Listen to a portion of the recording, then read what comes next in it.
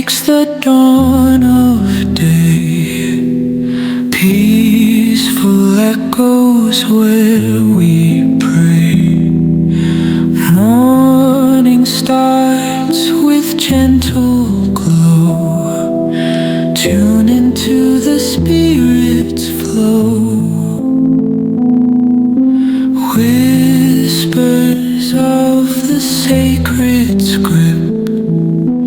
Heartbeats sync with every drip. Morning Muslim radio sings.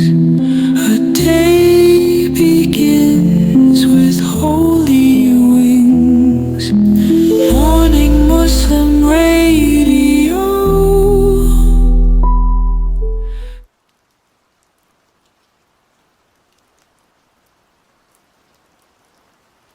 السلام علیکم ناظرین، میں آپ کا ہوسٹ اور آپ کا دوست بلال آپ سب کا استقبال کرتا ہوں دی مارننگ مسلم ریڈیو کے ایپیسوڈ نمبر 3 میں۔ صبح کی روشنی، ہوا کا ٹھنڈا بھرا جھونکا اور اللہ کی بے پناہ رحمت، یہ صبح کسی دعا کا نتیجہ ہے۔ آج کی بات کچھ خاص ہے، ایک قصہ جو بس قصہ نہیں، انسانیت کی پہلی داستان ہے۔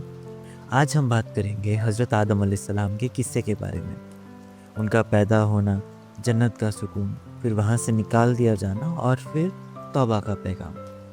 یہ قصہ صرف ماضی کا واقعہ نہیں ہے دوستوں، یہ ایک زندہ مثال ہے اس انسان کے لیے جو غلطی بھی کرتا ہے، پھر گرتا بھی ہے، مگر پھر اٹھتا بھی ہے۔ سب سے پہلے بات کریں گے حضرت آدم علیہ السلام کی تخلیق کی۔ اللہ نے آدم علیہ السلام کو مٹی سے پیدا کیا، مٹی جو دنیا کے ہر کونے سے لائی گئی تھی۔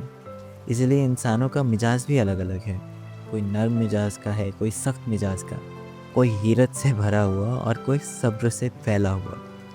اللہ نے فرشتوں سے فرمایا کہ میں زمین پر اپنا خلیفہ بنانے والا ہوں، جس کا پھر سورہ البقرہ کی 30th ورس میں ذکر آیا۔ اور یہ سن کر فرشتوں نے کہا کہ کیا آپ ایک ایسی مخلوق کو پیدا کریں گے جو فساد پھیلائے گا اور خون بہائے گا؟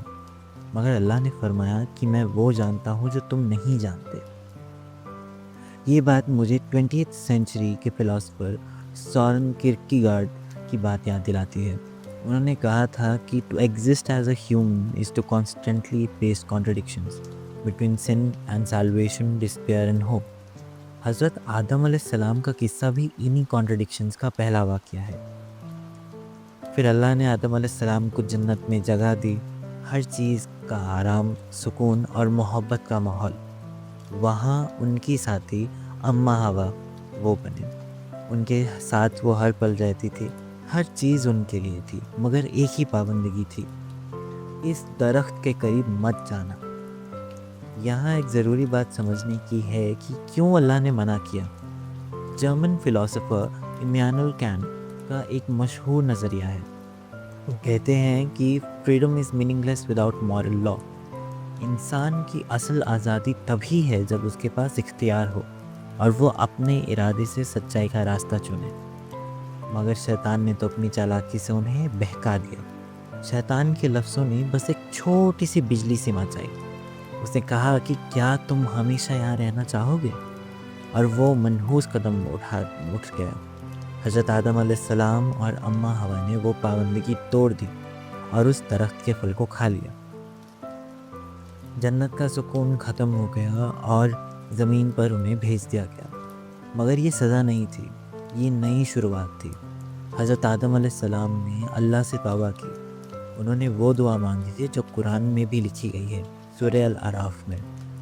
اے ہمارے رب، ہم نے اپنی جانوں پر ظلم کیا ہے، اگر آپ ہمیں معاف نہ کریں گے تو ہم پر رحم نہ کریں گے تو ہم نقصان اٹھانے والوں میں سے ہو جائیں گے۔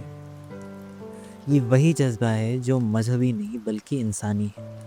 اسٹینفورڈ یونیورسٹی کے سائیکالوجسٹ ڈاکٹر فریڈ لسکن کا ایک ریسرچ اسٹڈی ہے جس میں انہوں نے بتایا ہے کہ forgiveness is not for others, it liberates you from your own burden۔ حضرت آدم علیہ السلام کی توبہ نے بھی یہی سبق دیا کہ انسان غلطی کرے گا مگر توبہ کا دروازہ ہمیشہ کھلا ہے۔ دوستوں، یہ قصہ مجھے ایک اور بات یاد دلاتا ہے۔ جہاں مولانا رومی نے کہا تھا کہ the wounds is the place where the light enters your body۔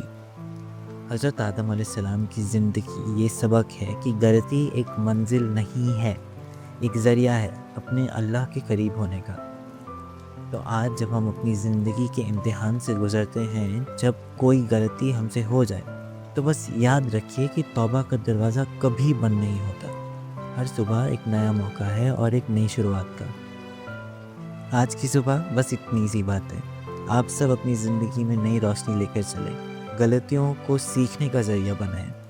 میں ہوں آپ کا دوست بلال، دعا کرتا ہوں کہ اللہ آپ سب پر اپنی رحمت برسائے۔